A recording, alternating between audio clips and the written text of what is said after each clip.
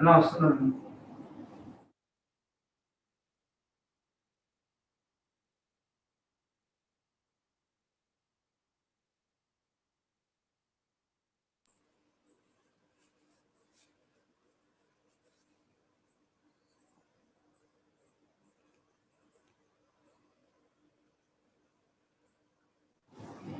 Who are these today? CC, sir.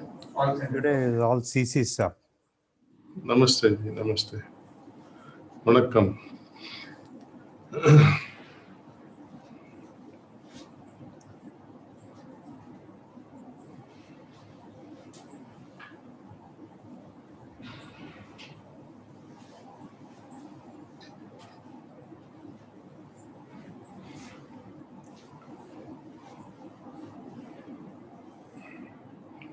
Move. How many screens today? Slow. 9 screens, sir.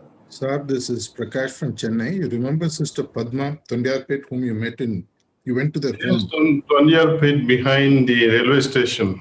She is extremely unwell. She took permission. She is in one of the screens. She wanted to see you. I want to see her too because I often think of her and I wish I could have. Maybe tomorrow I'll give her an individual sitting at 11 o'clock. Brother She can. Bhupal, can you just show Sister Padma on the screen? Okay.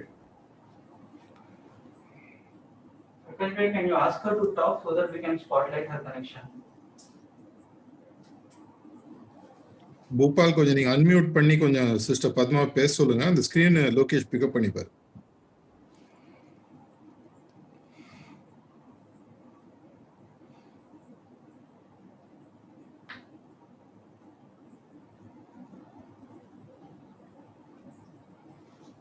I'll recognize her. Keep moving on the screen.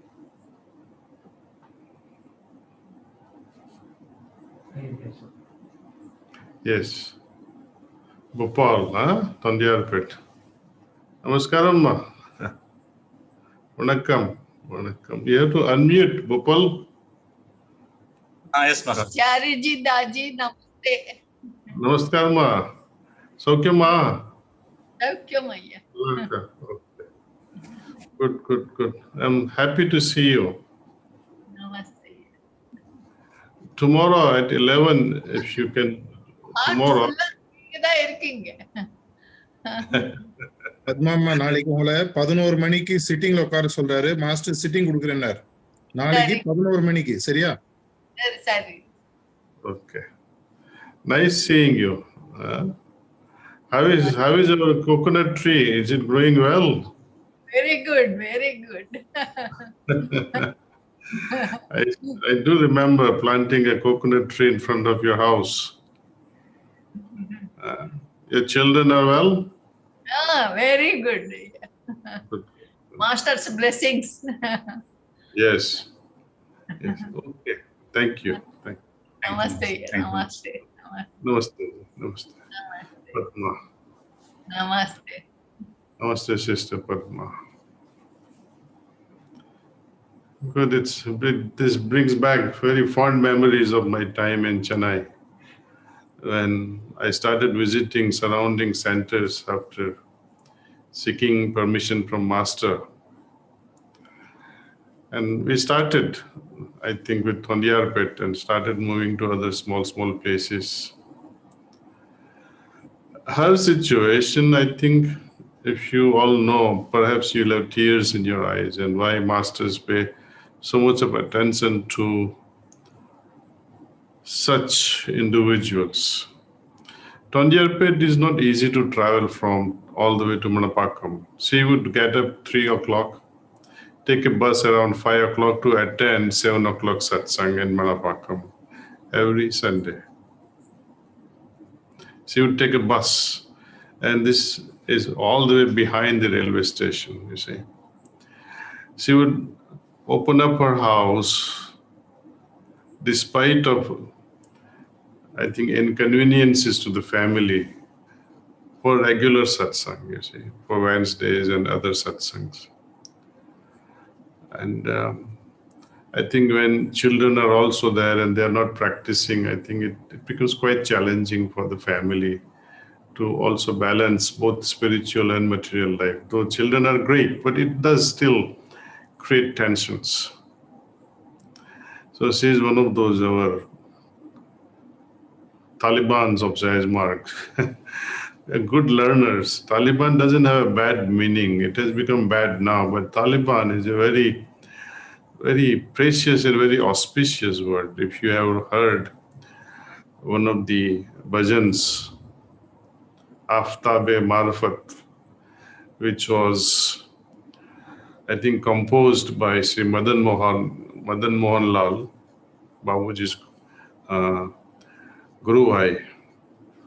And there he has written not only Aftab-e Marfat, Taliban-e Marfat.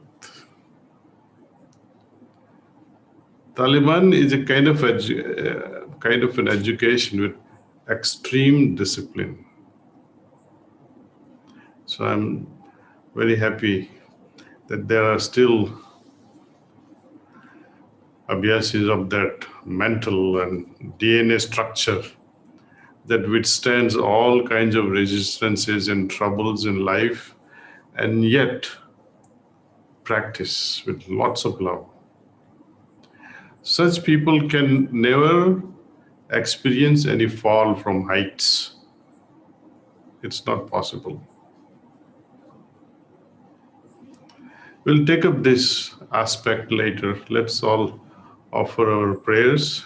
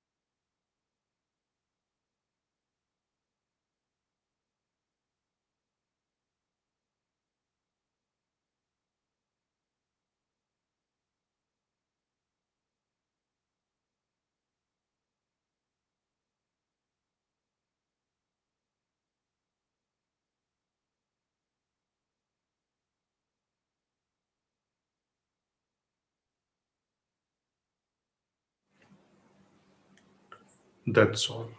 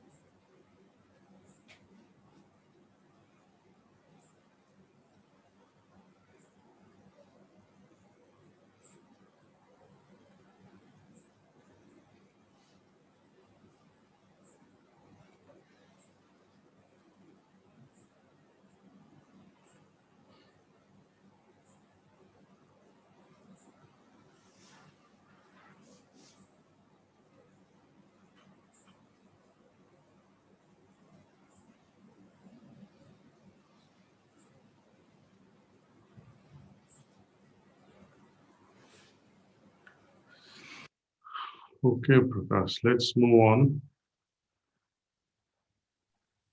We have a few questions up. Sister Sangeeta will start. Okay. Namaste, Master. Yeah. Very Namaskar.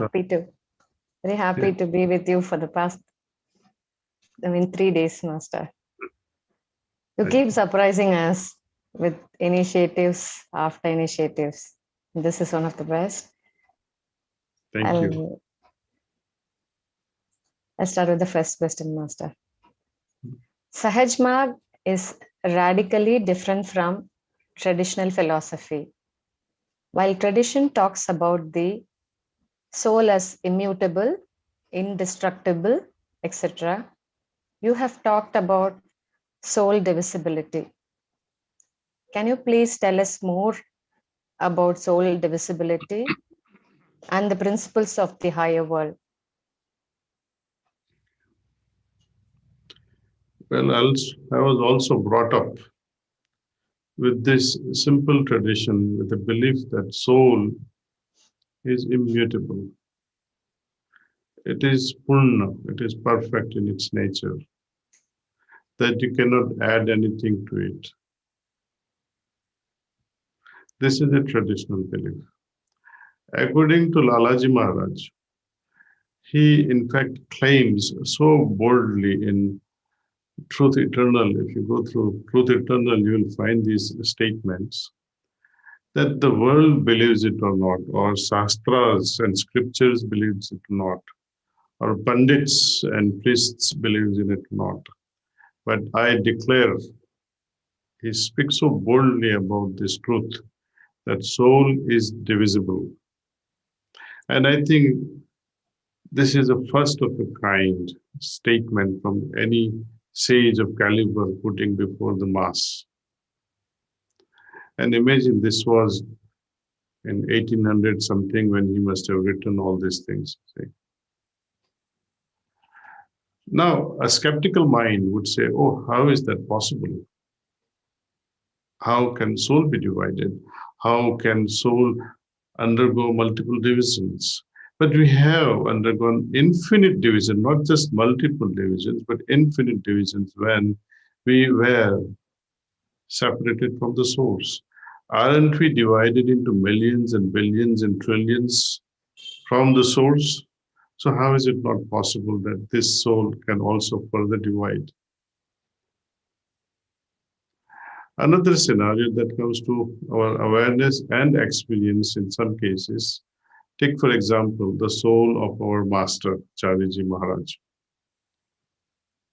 When he was with us in the physical form, during Babuji's lifetime only, his spiritual entity was on the way of a higher evolution, and it has to be born in the spiritual world, brighter world, so that spiritual entity can go on working. How did Babuji Maharaj work? Automatically? The moment you think of him, moment you think of Chariji, or moment you think of our master, transmission flows without any time gap. Do you think masters know mentally with full awareness who is sitting in Ghaziabad and who is sitting in Goa and who is sitting in Ghana. No. They don't clog up their, what we say, bandwidth with awareness.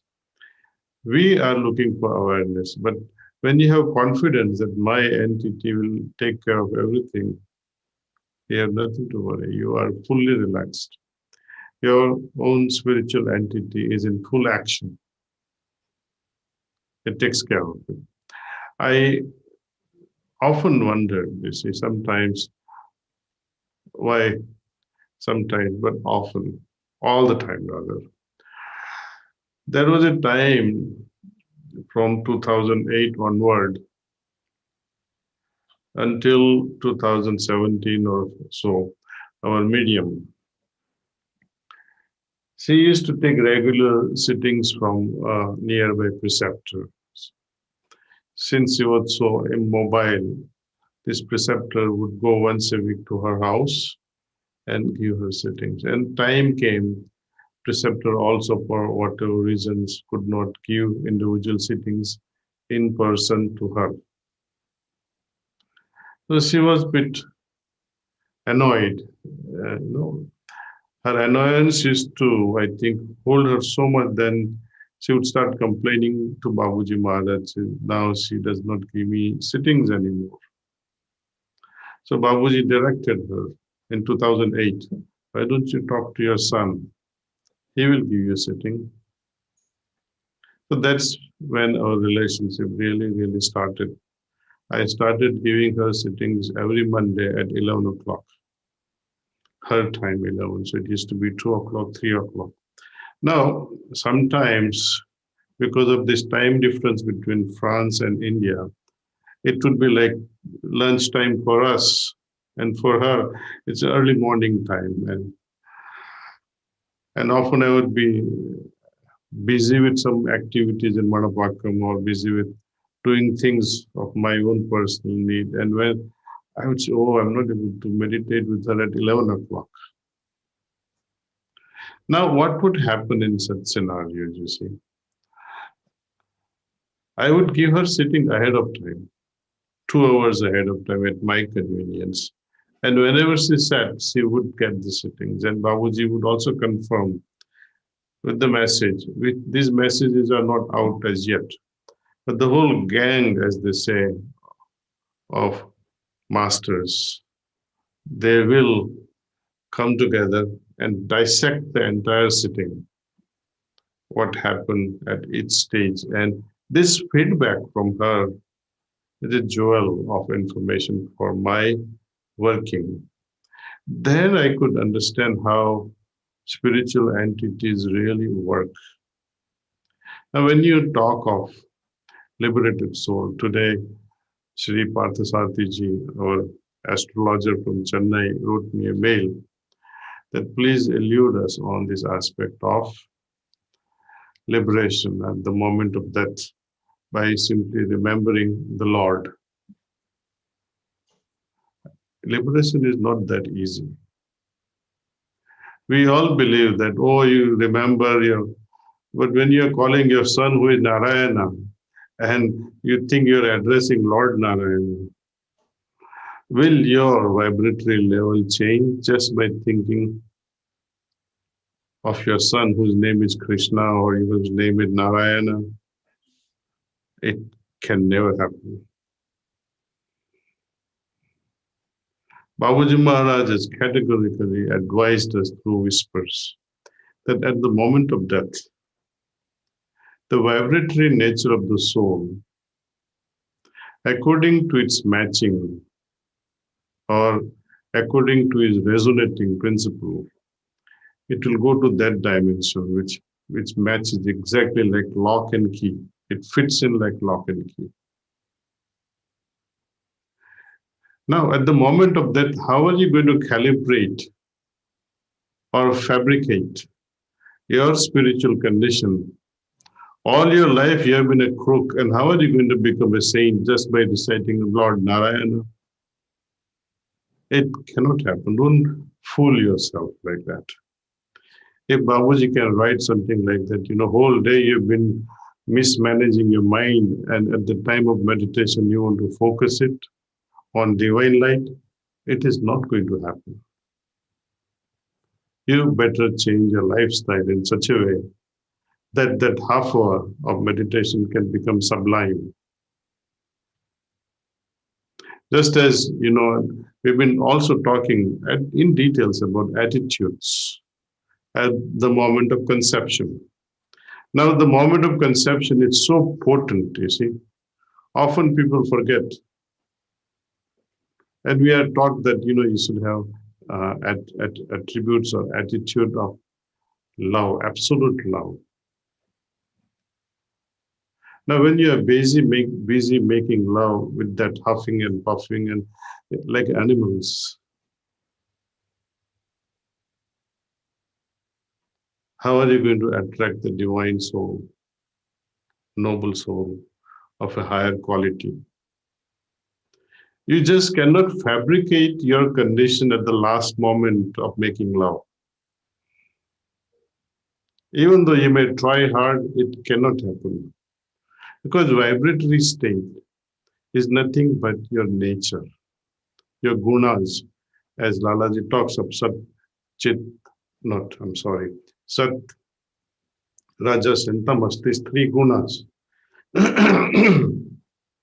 You cannot fabricate these gunas on will or on call. They have to be cultivated. They have to become natural part and parcel of our life. So you cannot wait till the last minute and so someone will be sent from brighter world to be lifted up. No. These are all hallucinations. Coming back to this aspect of spiritual entities. Spiritual entity is born, when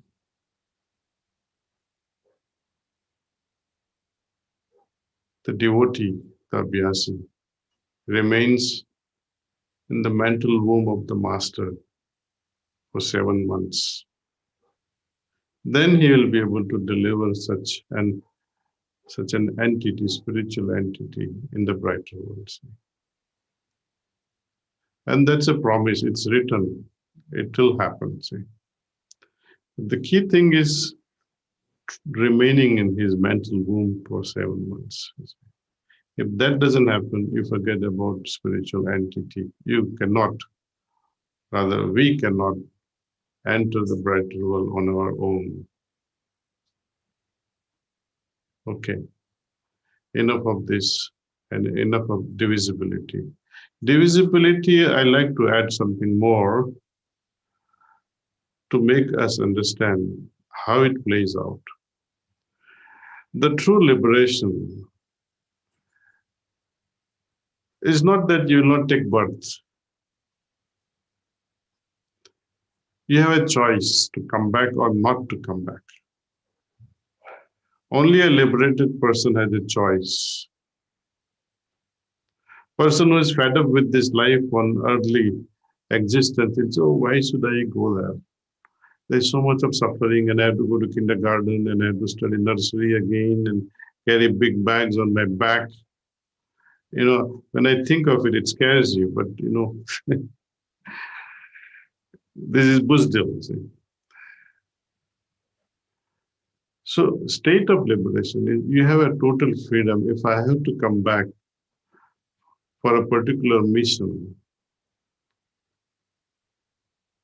you will be reborn with courage, with lots of love, and without any reservation. Yes, I come back. There's nothing wrong. This is true liberation. But you say, no, I don't want to go there. Then you're fighting with your own freedom. You are not a free person. You are a slave. And Swami Vivekananda says, I will be back. He can appear while remaining in bright world, rubbing shoulders with Lalaji and Babuji and Lord Krishna, and who else not. See. At the same time, he can be here also in multiple forms. He can be born sometime in 1950s, or he would be born again somewhere in 1960s. And both entities, 40s and 50s or whatsoever, they will manifest. And when they go back, again they merge in the soul that belongs to Swami Vivekananda. And thus, as they return back safe, the potency of the soul of Swamiji would go up, further rise in the potency of that soul. Otherwise, it makes no sense why God would send us here and we return back in the same state. There will be no fun about the whole thing, let's say. You're returning back the same way. God would say, what a tragedy. You could have become something greater and come back. So this is the logic behind intensifying the potency of our soul. Now, bhakti again, when I refer to it, it is the only solution, you see. Logically, when you think of yogas, hatha yogas perhaps, or karma yogas, or jnana yoga, they are all ego building. Jnana yoga is everywhere. So many samsthas are there. They keep on preaching all kinds of shastras. You start reciting mantras and Sanskrit slokas and impress the world.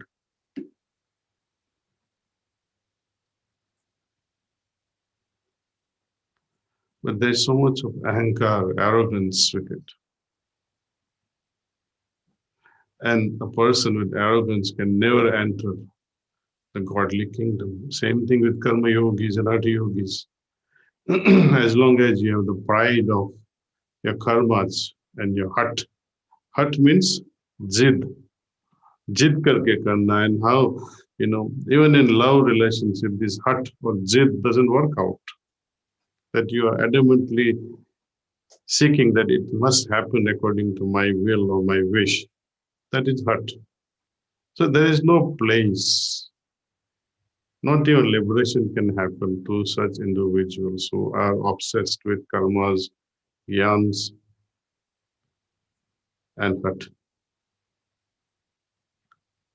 Master used to hilariously talk about Brahma Raksas. Because he learned it from Babuji Maharaj that when a Brahmin falls from his status, not Brahmin the way you have surnames and wear this chanoi, they don't make you Brahmins. Brahmin is the one who has known Brahman. And after knowing and also still you fall from those heights, they become Brahma Raksas.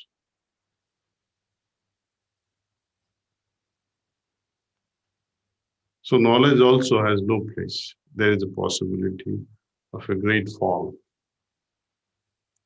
There are also stories like Vishwamitra. What tapasya, incredible tapasya. There is no comparison.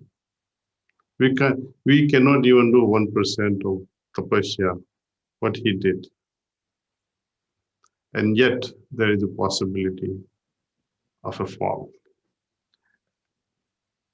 And that is called Yoga Bhrashti. Yoga Bhrashti and fall of a Brahmin from that status, what Master used to call Brahma Raksas. But you have never heard Bhakti Bhrashti. There is no word like that in our Shastras. Because in Bhakti, you have submitted yourself to the Lord, and now you are under the protection of the Lord. Your fall or your rise, you really do not even care. Because you have attained that state of marjiva. Marjiva is living dead state. What difference does it make? I fall or I rise. I am in the hands of my Lord. So there is total protection. And this happens once we marvel again further beyond the ninth chakra. Ninth chakra, when we master with His grace, as it unfolds in true sense, not just feeling vibration sometimes, Feeling vibration at a particular chakra does not mean that you are at that point. It's an indication. But the true flowering of that chakra, whenever it happens, it opens up, it blooms, and you cannot doubt it. You don't even need a master's confirmation that is it really ninth chakra blossoming now? You won't need such confirmation when it really happens. And that is the condition, as Babuji Maharaj puts it so lovingly, that it is akin to the condition of Lord Hanuman. Hanumanji had that state, that spiritual condition, because of his bhakti towards his Lord Rama. Absolute bhakti. His rise and his fall now are in his Lord's hands. And around that ninth chakra only, we develop this famous prapanna state of saranagati. Loving saranagati. It is not helpless surrender. It is loving saranagati at the feet of the Lord.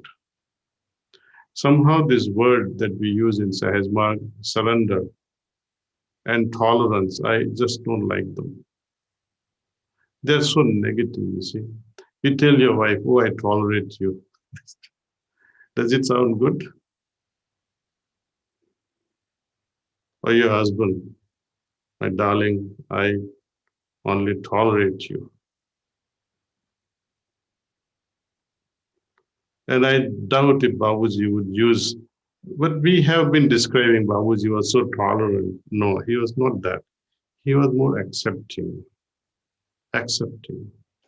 lovingly accepting the way we are. Not that he was tolerating us, lovingly accepting. The day a mother stops accepting her child, God help. Same thing with our gurus. Acceptance. They have no reservations. Often people think, oh, if I complain about this activity or that activity happening in this ashram, master will punish me or master might alienate me. Then you have to rethink your association with masters. If you ever want to be positively contributing towards the welfare of this mission, submit as a prayer, not as a demand.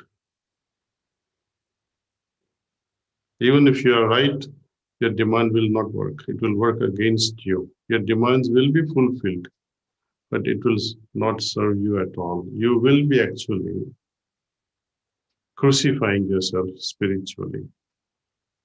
You will have your way. He'll satisfy your every wish. But in the process of demanding, you are digging your own grave. Well, anyway, this is all about the bhaktis and opposite aspects of bhakti and the soul's divisibility along with the spiritual entities I shared you at length. Anyway, let's move on to next question, Sangeeta. Yes, Master. Yes. In continuation of radicalness, Sahajmarg makes the approach possible beyond Sat Chit Anand, while traditional approaches depend on the use of Kundalini. Sahajmarg brings divine energy of different nature. Can you please share your thoughts and tell us why the lower points, Kundalini energy, is not given importance? Well, we have been talking about this at length in my series of talks on Asta channel. Try to refer to them last episode and the current episode that will be there. Kundalini has nothing to do with spiritual progress. In Sahajman, we are here for a spiritual progress. Does that make sense? Secondly, Babuji Maharaj argues very convincingly and he says, look, Lord Rama had his Kundalini awakened since birth. Similarly, Ravan's Kundalini was also awakened.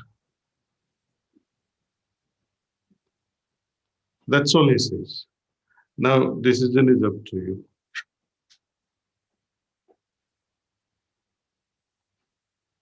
And when we read towards infinity and efficacy of Rajiv, then we understand, at least in words,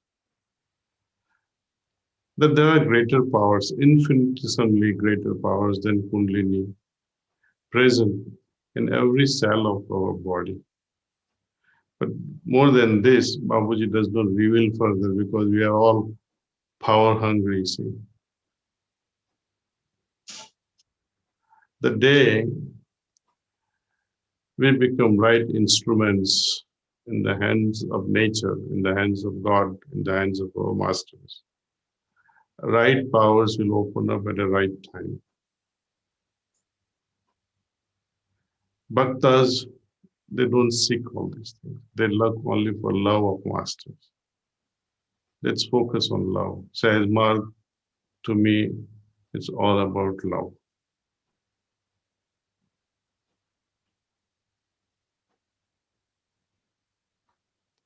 One last question, Sangeet.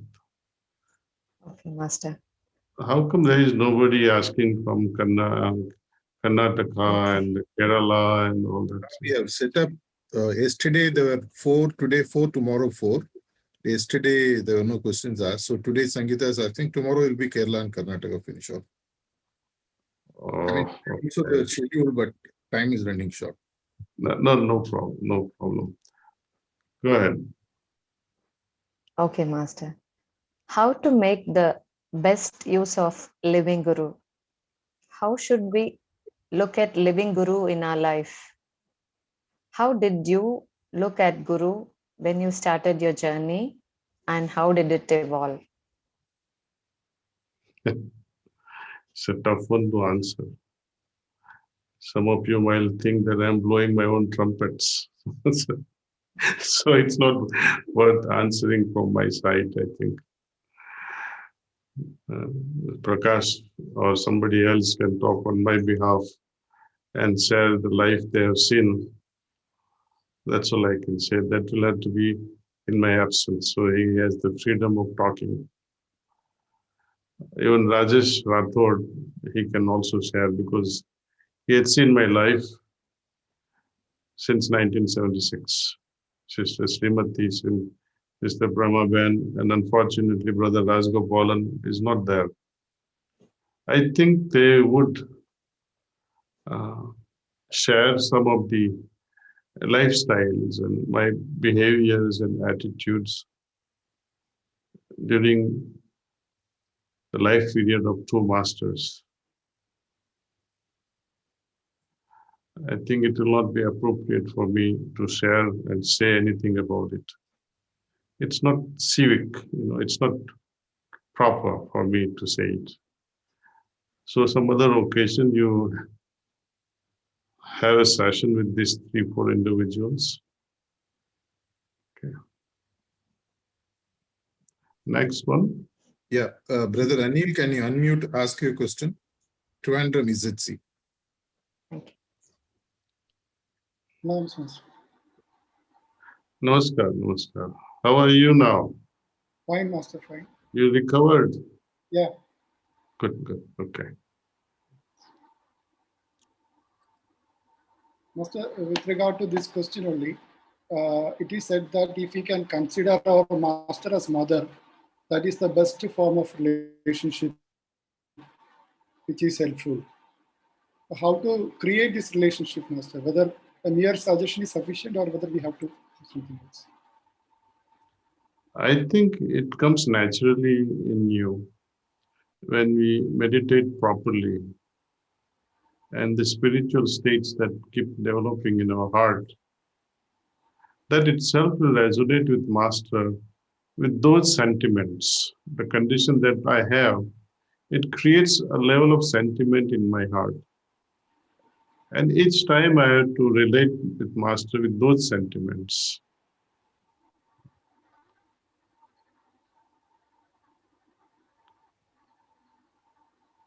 One thing for sure, that I must have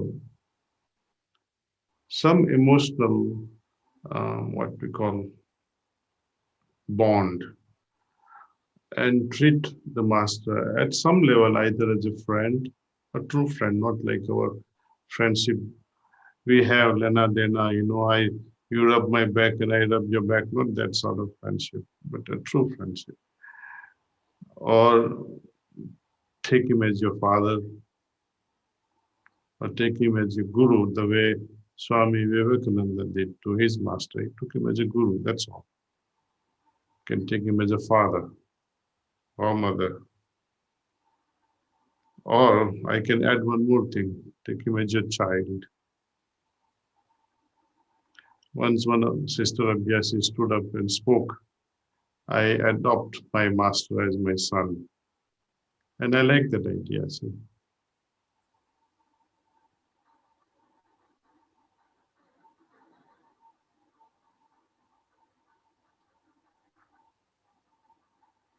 So you have to build your relation based on your heart's feelings, you see.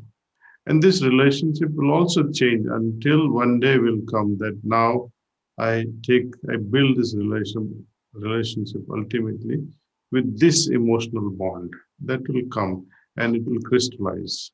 Until that happens, one day you'll feel as if he is your beloved. One day you'll feel he's my father. Another day you'll feel he's my child. This will go on. And one day it will stabilize and say, oh, he is my father.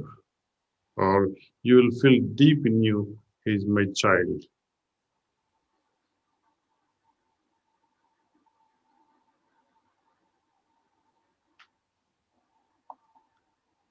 Okay, I think we should end this, right, Prakash? Yes, sir. Tomorrow, based on we have scheduled questions, but we can leave it open. I think you want to say something more, we'll not ask questions tomorrow. We better question, because don't let me speak much because it hurts people when I speak. So don't let me speak much. I would prefer to have more satsang and quiet moments. Next best thing is the questions and answers. It is nice to see you speaking your heart out, sir. We need to hear that. We'll schedule some questions tomorrow, sir. Thank you. Yes, yes. So, Brother Ramchandran from Alua, how are you, sir? I'm unable to hear you. Yes,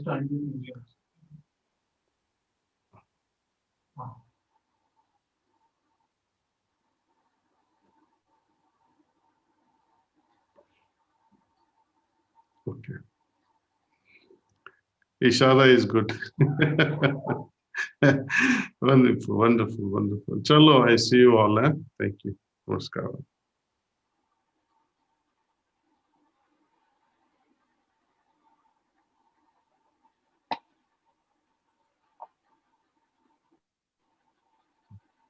Even in the book, video of content.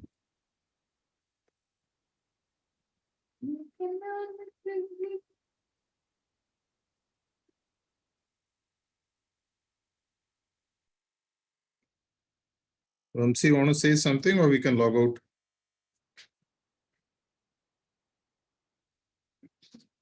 Are you there, Ramsi?